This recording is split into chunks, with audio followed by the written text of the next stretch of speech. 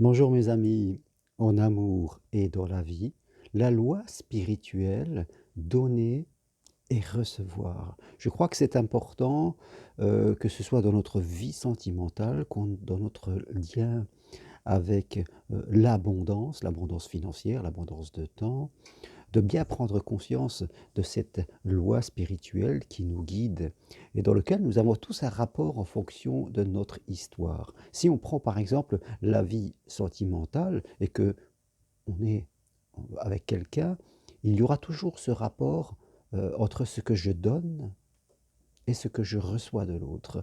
Et c'est quelque chose de très important et souvent, les souffrances viennent et puis les conflits, les mésententes, les ruptures, d'un déséquilibre entre, je dirais, cette façon de donner et de recevoir. Non pas que, tout doit être à l'équilibre à 50, mais il y a une harmonie. En fonction de notre personnalité, il y a des gens qui sont plus propices à donner et d'autres qui sont plus propices à recevoir. Mais même celui qui a plutôt tendance à recevoir doit apprendre à donner, et même celui qui a à apprendre à donner doit apprendre à recevoir et doit apprendre à donner. Je crois que dans les couples, oui, on voit souvent des personnes qui ont l'habitude de faire, d'être toujours là. Parfois, elles sont poussées par, la peur d'être quittées, donc elles essayent toujours de beaucoup donner à l'autre, et fait de compte, elles attirent des gens qui eux-mêmes prennent et reçoivent et donnent peu. Et quelque part, ces relations finissent toujours par, capoter parce que, hein, quand on vit avec quelqu'un qui ne fait que de nous donner, qui ne demande jamais, eh bien ça devient pas très intéressant et on finit par, quitter, par faire autre chose. Donc c'est important de prendre conscience de qui on est, de savoir donner, mais donner de façon modérée, de ne pas jouer, être dans la peau du sauveur comme on dit, c'est-à-dire de donner si l'autre aussi nous demande, de pas toujours donner parce que, voilà, on veut trop en faire ou on croit comprendre l'autre. On peut par moment donner, aider, même si l'autre ne nous a pas demandé. Mais attention de ne pas devenir envahissant comme certains, vont toujours être en train de demander, alors même que l'autre n'a pas de besoin. Et c'est vrai qu'une personne peut vite se sentir envahie si quelqu'un est toujours en train de vouloir lui demander, toujours en train de lui devoir demander. On peut avoir cette sensation d'envahissement dans notre monde intérieur et qui va faire capoter la vie. Donc, si vous êtes dans une relation sentimentale, faites toujours le rapport entre ce que je donne et ce que je reçois. Si vous êtes avec quelqu'un, vous donnez beaucoup et vous vous apercevez que l'autre ne fait que demander parce que vous donnez et fin de compte il vous donne jamais rien, eh bien interrogez-vous. Peut-être que vous prenez trop de place. Peut-être que vous ne laissez pas l'autre, vous lui laissez pas le temps de donner. Ou alors vous avez envie qu'il vous donne d'une certaine manière et vous n'acceptez pas sa manière de vous donner. Peut-être que vous ne savez pas demander parce que vous pensez que demander, c'est pas être fort, que demander, ça ne se fait pas.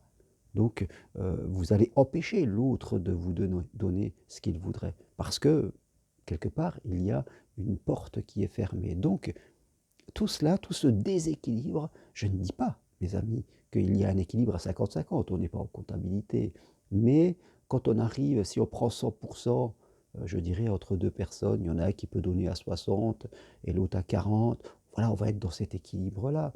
Donc, mais dès qu'on commence à soit à être quelqu'un qui donne et qui reçoit peu, ou alors quelqu'un qui ne fait que demander et qui donne pas beaucoup, là, votre relation, elle va être de la disharmonie et elle risque de souffrir et de s'arrêter tout simplement.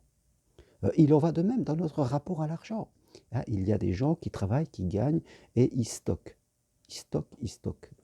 Je dirais, et comme est dit dans la Bible, tout ce que tu stockes par peur de manquer, et bien, en fin de compte, te sera retiré. Tu vas en souffrir, tu ne seras jamais dans la paix.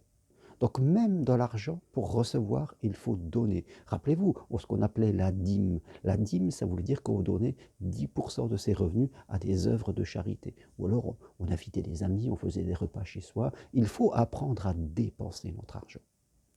On peut mettre un peu d'argent de côté, je dirais, si on a un besoin, c'est très bien. Mais après, il ne faut pas exagérer, il ne faut pas commencer à stocker par peur de manquer, parce que là, vous ne sortirez jamais de la souffrance et vous risquez fort de finir par perdre tout ce que vous avez. Donc apprenez à dépenser de l'argent, non pas pour du matériel que vous allez stocker, mais pour du spirituel, pour votre évolution. Venez marcher sur les marches de Compostelle. Vous serez récompensé en retour parce que dans le monde, mes amis, il ne manque pas. Dans le monde et dans l'univers, il ne manque pas. Le manque est que dans la tête des gens. A contrario, il y a des gens qui dépensent à tort et à travers. Et eux aussi, ils doivent apprendre aussi à mieux organiser. Comme on dit, l'abondance n'aime pas le désordre. Et si, faites compte, vous donnez à tort et à travers, vous ne suivez pas vos comptes, faites compte, vous êtes à découvert parce que vous dépensez trop, là aussi, ça sera un déséquilibre. Donc, dans notre rapport à l'argent, il faut apprendre à donner, parce que donner, ça veut dire que l'on croit que l'on va recevoir en fonction de ses besoins.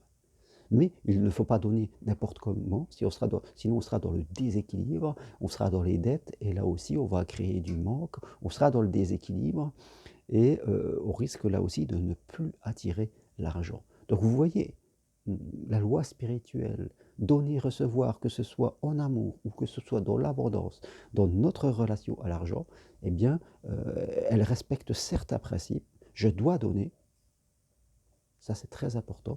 Je dois accepter de recevoir. Je dois être capable de demander pour moi. Je dois donner et souvent attendre que l'autre me demande. Je ne dois pas être dans la position de sauveur.